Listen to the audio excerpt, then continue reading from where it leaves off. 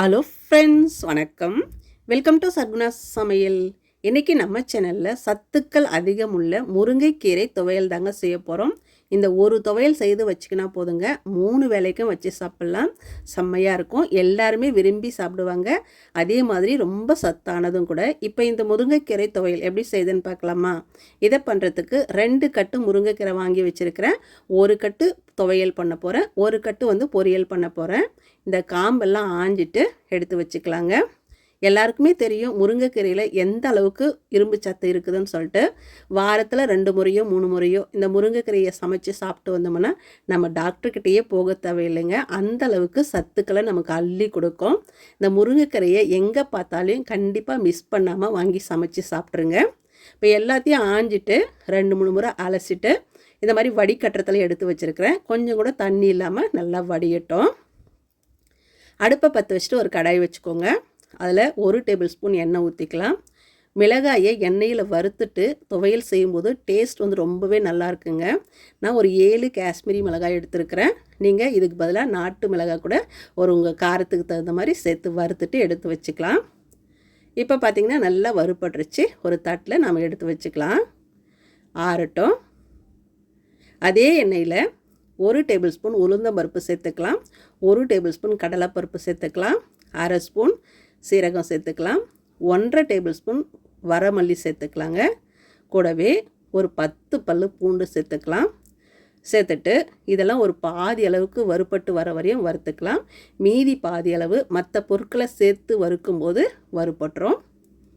பாருங்கள், இந்த அளவுக்கு நல்லா வறுபட்டதும் இப்போ இது கூடவே ஒரு 20 சின்ன வெங்காயத்தை தோலெல்லாம் உரிச்சிட்டு வச்சுருக்கிறேன்.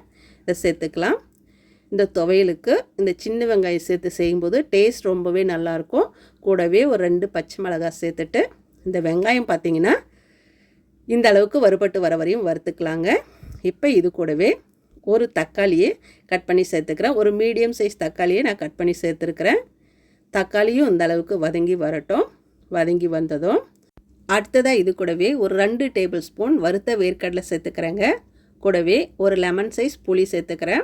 வறுத்த வேர்க்கடலையை சேர்த்ததுனால நான் இந்த டைமில் சேர்க்குறேன். நீங்கள் பச்சை வேர்க்கடலை சேர்க்குறதா இருந்தால் பருப்பு வகைகள் சேர்த்து வறுத்தோம் இல்லைங்களா, அந்த டைமில் சேர்த்துக்கங்க. இப்போ இது எல்லாம் நல்லா வதங்கின பிறகு நாம் அலசி வச்சோம் இல்லைங்களா முருங்கைக்கீரை, அதை சேர்த்துக்கலாம். எல்லாத்தையும் சேர்த்துக்கலாம். நிறைய இருக்கிற மாதிரி இருக்கும், வதங்கும் போது கொஞ்சமாகிடும். சேர்த்துட்டு நல்லா வதக்கி விட்டுக்கலாம். இந்த கீரையெல்லாம் நல்லா சுருங்கி வதங்கி வரட்டும். கீரை சேர்த்துட்டு ரொம்ப நேரம் வதக்கக்கூடாது. ஒரு 2-3 நிமிஷம் கலந்து விட்டால் போதும். பாருங்கள், நல்லா வதங்கி வந்துடுச்சு. இப்போ இது கூடவே கொஞ்சமாக பெருங்காயத்தூள் சேர்த்துக்கலாம்.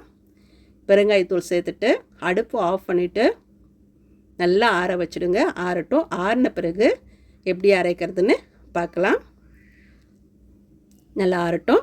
இப்போது மிக்ஸி ஜார் எடுத்து வச்சுக்கோங்க. அதில் நாம் வறுத்து வச்ச மிளகாய், வெங்காயம், தக்காளி எல்லாம் வறுத்தோம் இல்லைங்களா, அதையும் சேர்த்துட்டு தேவையான அளவு உப்பு சேர்த்துக்கலாம். உங்கள் டேஸ்ட்டுக்கு தகுந்த மாதிரி உப்பு சேர்த்துக்கங்க. நான் தண்ணி ஊற்றாமல் துவையல் மாதிரி கொரகொரப்பாக அரைச்சிக்க போகிறேன். உங்களுக்கு சட்னி மாதிரி வேணும்னா கொஞ்சம் தண்ணி ஊற்றி அரைச்சிக்கங்க. பாருங்கள், நான் கொஞ்சம் கூட தண்ணி ஊற்றாமல் இந்த மாதிரி கெட்டியாக துவையல் மாதிரி அரைச்சி எடுத்து வந்திருக்கிறேன். இது நல்லெண்ணெய் ஊற்றி சாப்பிடும்போது செம்ம டேஸ்ட்டாக இருக்குங்க. கண்டிப்பாக இந்த மாதிரி ட்ரை பண்ணி பாருங்கள். இதை அப்படியே நம்ம ஒரு பவுலுக்கு மாற்றிக்கலாம். நான் மறுபடியும் சொல்கிறேன், உங்களுக்கு சட்னி மாதிரி வேணும்னா தண்ணி ஊற்றி அரைச்சிக்கங்க. துவையல் மாதிரி வேணும்னா இந்த மாதிரி அரைச்சி எடுத்துக்கங்க.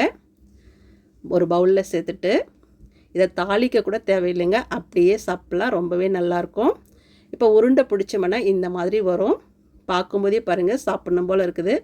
அவ்வளோதாங்க, சத்துக்கள் நிறைந்த முருங்கைக்கீரை துவையல் சூப்பராக தயாராகிடுச்சு பாருங்கள். இதை பார்த்தீங்கன்னா இட்லி, தோசை, சப்பாத்தி, சாதம், தயிர் சாதம், சாம்பார் சாதம், ரச சாதம் எல்லாத்துக்கும் சைடிஷாக வச்சு சாப்பிட்லாம்.